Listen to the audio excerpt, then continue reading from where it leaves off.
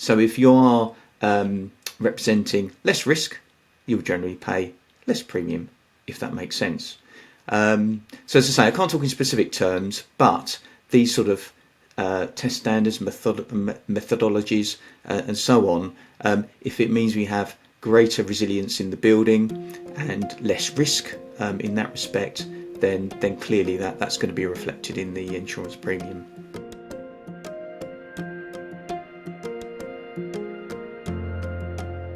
Yeah, and you mentioned how difficult it can be to get these standards going and things. That's one of the reasons we've made this to be conducted alongside BS 8414, is to make that as easy as possible. I'm sure test houses, there will be an additional charge for some of the additional processes and additional sensors required, but it should be much easier to test alongside.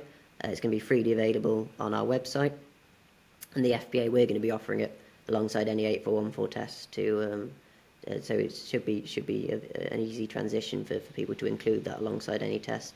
If they want to prove that their system's got additional. It's good to hear, George. Thank you. I'm not going to let Andy off lightly. He mentioned almost in passing earlier on about premiums, and he just also mentioned about the adoption of the new standard, and we all have to play our part. I'm pretty sure if insurance organisations said, look, you're building this tall building, and if you could put a more robust cladding system on the outside, we'd give you a premium reduction. That would be a way to encourage people to do so. I don't know how it stands right now. If somebody said it will be a completely non-combustible cladding system, whether that has an influence or compared with something else that's proven in other ways. I guess so.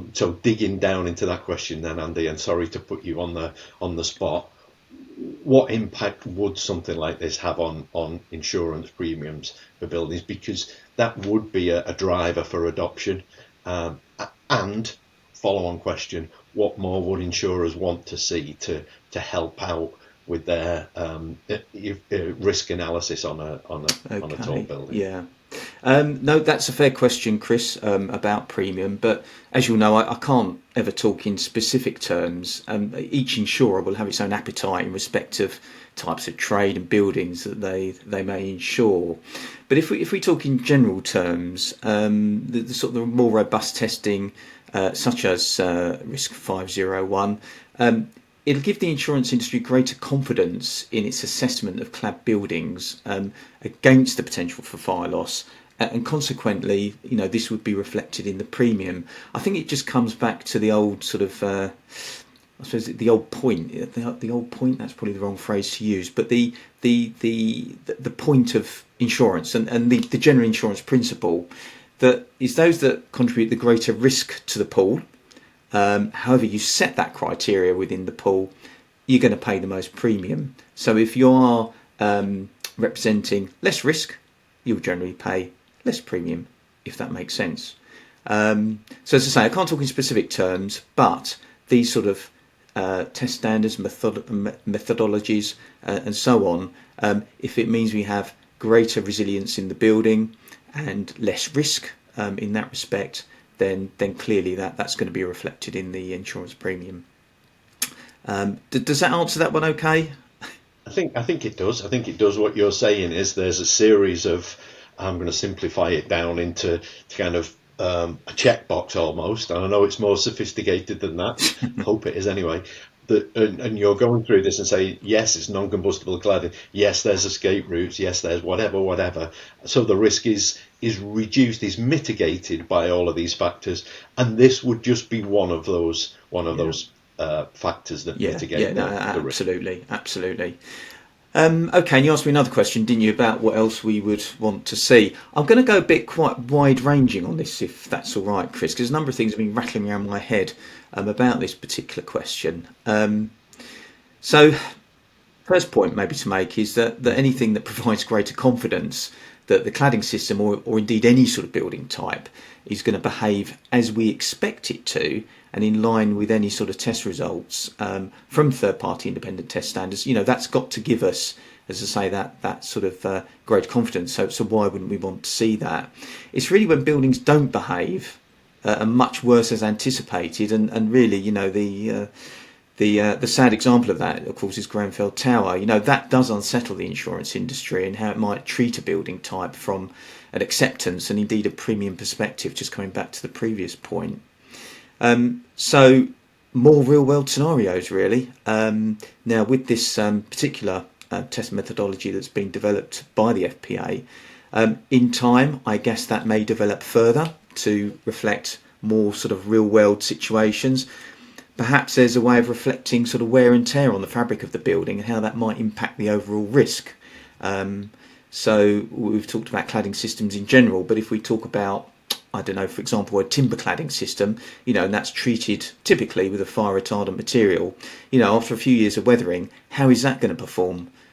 So that's a question that it often rattles around my head. And we've been talking about cladding, which may or may not form part of something called modern methods of construction, which hopefully people on the podcast will be familiar with. You know, we conclude in that mass timber structures, of course, you know, they can also fall into this general sort of modern methods of construction category. But in the same way that testing has been developed for cladding, what about similar test standards that focus on the various types of modern methods of construction? I appreciate that's a much bigger piece of work, but you know, you've got to start somewhere. But if insurers have sort of greater confidence in understanding all the various systems in modern methods of construction, and then how they behave in terms of fire, in terms of flood, in fact, escape of water, sort of general weather damage, again, you know, that gives the industry, the insurance industry, more confidence. I think it also does help to drive up standards over time. And sort of following on from that, there's obviously competency standards around the build of such buildings, whether it be purely cladding, whether it be modern methods of construction, but also those people that follow on, the tradespeople, you know, they get involved in repair and maintenance, electricians, plumbers, heating engineers. And, you know, it's not always clear what a modern method constructed structure has been built of. Many of them look traditionally built out of brick walls and, you know, tile, slate roofing, whatever it might be. They just look like traditional buildings. But as we know, that's not always the case, and there are some sort of inherent dangers there. If you've got electricians and plumbers going in, you know, maybe using hot works who aren't fully up to speed with how that building, what the building's made of and how it's been put together. So that then leads me on to think, well, perhaps there could be something like a handbook or manual specifically for those occupying these types of buildings that they could pass on to trades, so that it's quite clear what needs to happen in terms of repairs and maintenance. And the analogy I draw is, you know, the old Haynes motorcar manuals that probably some of us on this podcast will remember. You know, and if you take that a step further, what about testing building resilience where there's the emerging and developing renewable technologies installed, solar panels, battery energy storage systems? You know, they do add to the fire load, to the fire risk. You know, what about testing those more so? So yes, I've gone a bit quite wide ranging on that, Chris, but there's all of these things are sort of rattling around my head that perhaps could be in a better place than where they are at the moment.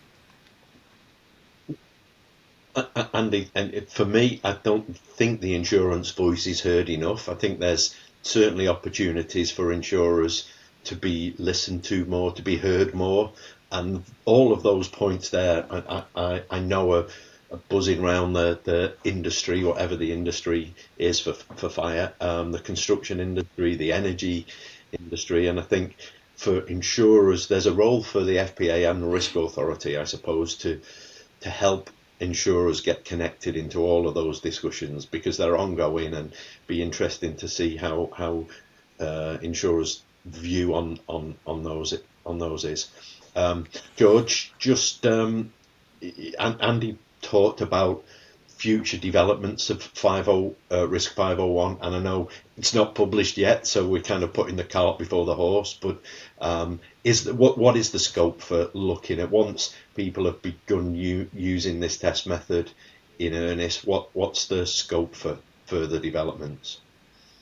Yeah, I mean, there's a few things there. Obviously, it's going to be updated periodically. We're not just going to put it out and leave it. And if there's any sort of significant changes or new research that emerges, obviously that's going to feed into it.